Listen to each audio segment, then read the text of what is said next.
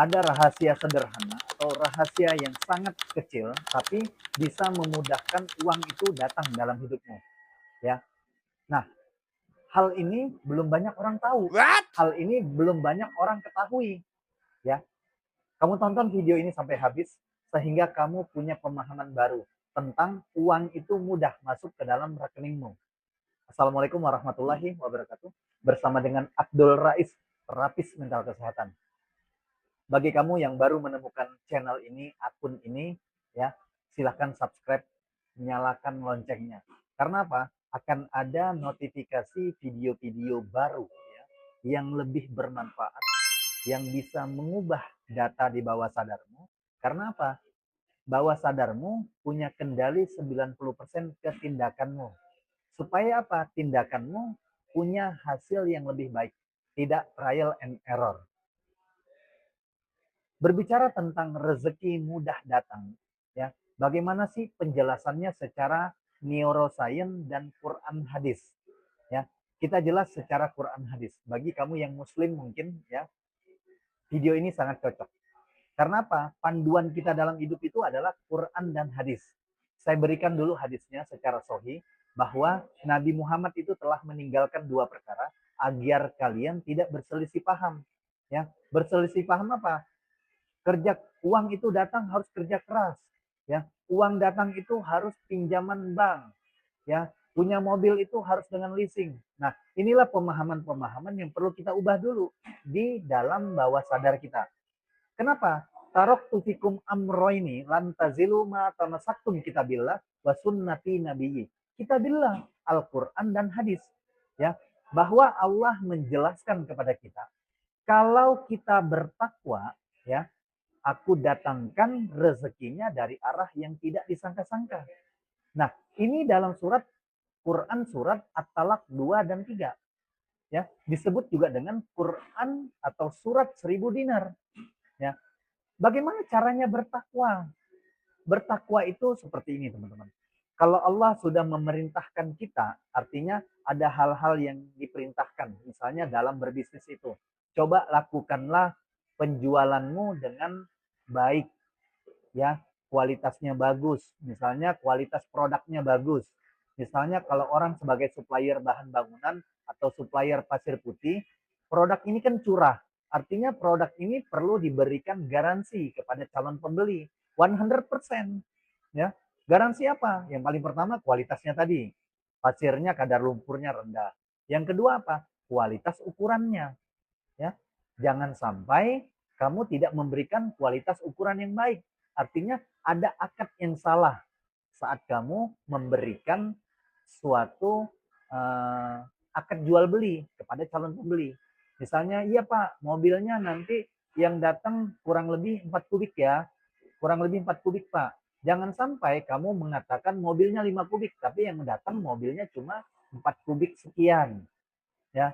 Nah, hal-hal inilah yang perlu kita ubah pemahamannya, ya. Kita ubah datanya di bawah sadar kita supaya apa? Tindakanmu betul-betul saat menjual pasir atau menjual bahan bangunan tadi, kamu tidak salah akadnya.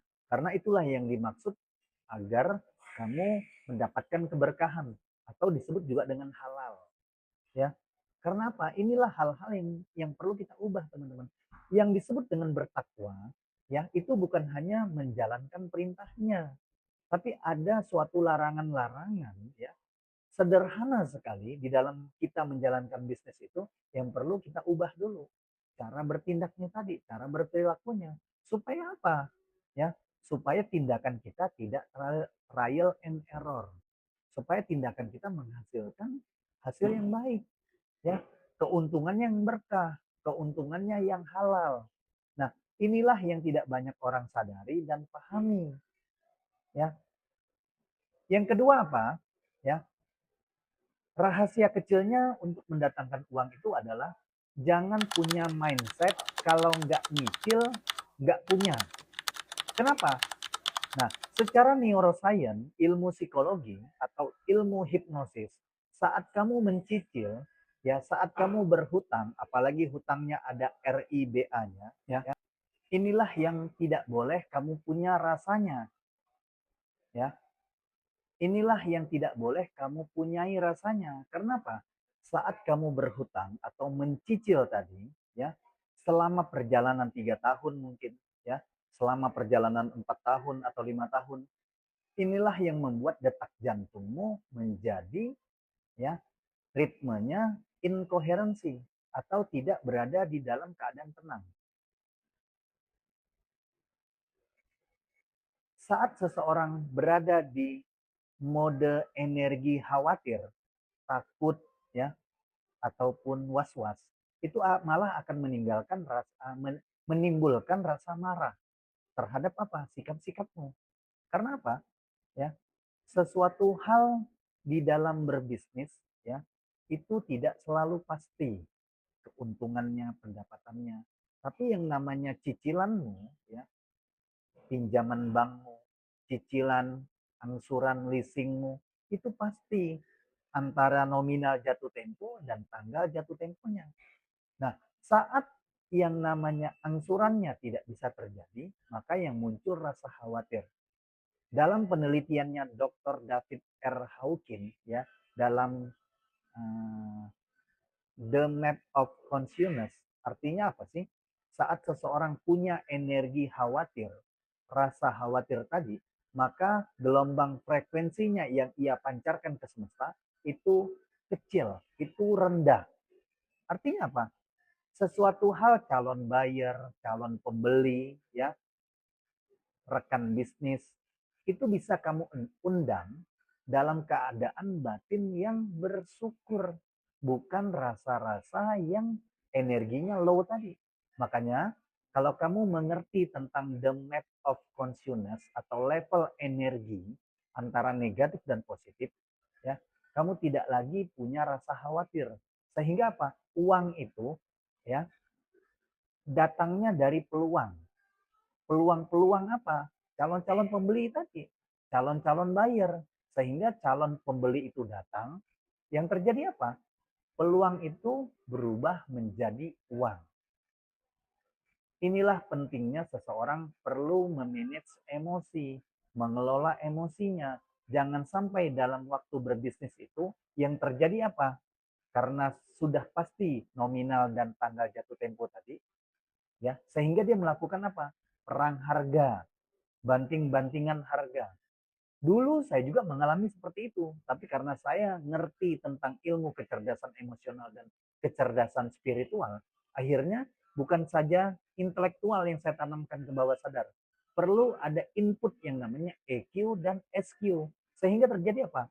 Saya tidak berada di bisnis yang red ocean, tapi saya berada di bisnis-bisnis yang blue ocean. Saya tidak perlu perang harga.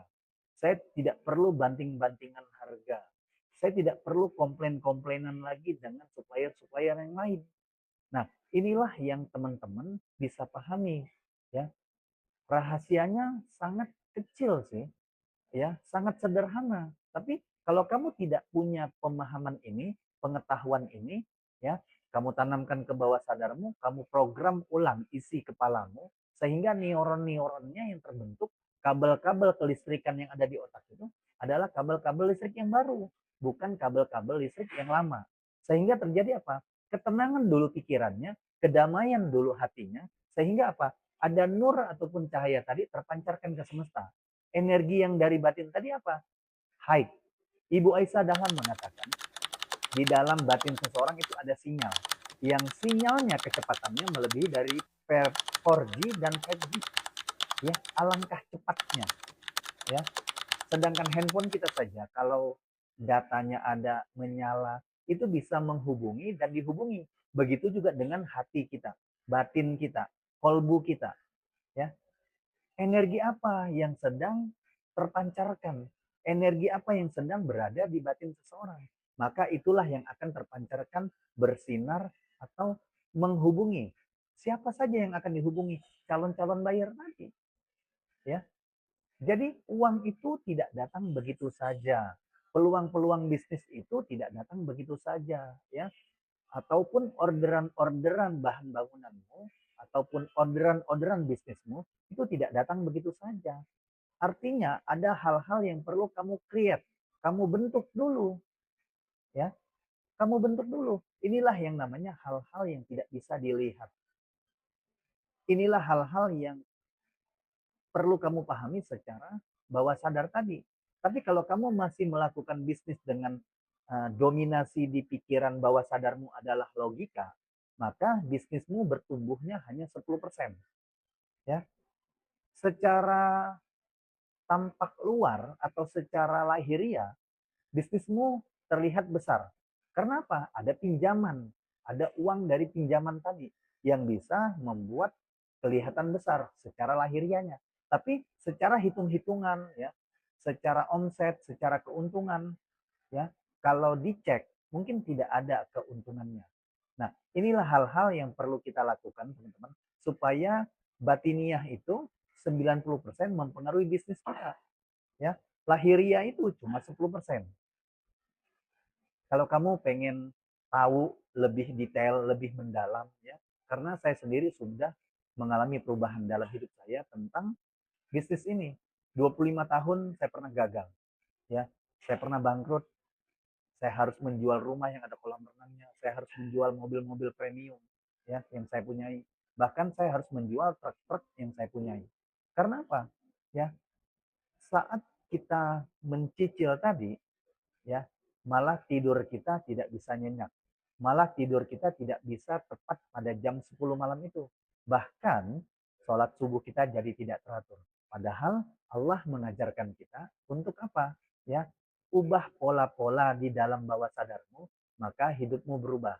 Bahkan dalam hadis Bukhari dan Muslim berkata, ya, perbaiki segumpal daging yang ada di dalam dirimu, maka hidupmu baik. Di dalam hidup kita itu ada apa? Ada rezeki, ya, ada rezeki keuangan, rezeki kesehatan, ya, bahkan rezeki rumah tangga. Jadi kalau bisnismu tidak bikin kamu sehat, berarti ada pola-pola yang perlu kamu ubah. Karena bisnis itu membuat kita sehat, bukan membuat kita menjadi sakit. Karena apa? Ada seorang pebisnis yang baru usia 43 tahun, jempol kakinya sudah harus dicopot. Karena apa? Karena mengalami yang namanya diabetes mellitus. Pahami kecerdasan emosional, pahami kecerdasan emosional, teman-teman, ya. Hidupmu baik. Karena ada surga sebelum surga yang sebenarnya, ya. Like, comment, and share. Bagikan video ini kepada teman-temanmu, kepada keluargamu, kepada saudara-saudaramu. Kalau kamu pengen gabung di seminar saya, Quranic Self Forgiveness Therapy, ya, untuk mengubah hidupmu, mengubah segala di dalam hidupmu, ya, kuncinya cuma satu, pahami kecerdasan emosional dan spiritual. Agar apa? Religiusmu kombinasikan dengan spiritual dan emosional. Sehingga apa? Sholat kita kepada Allah itu fokus dan khusyuk. Bermanfaat. Wassalamualaikum warahmatullahi wabarakatuh.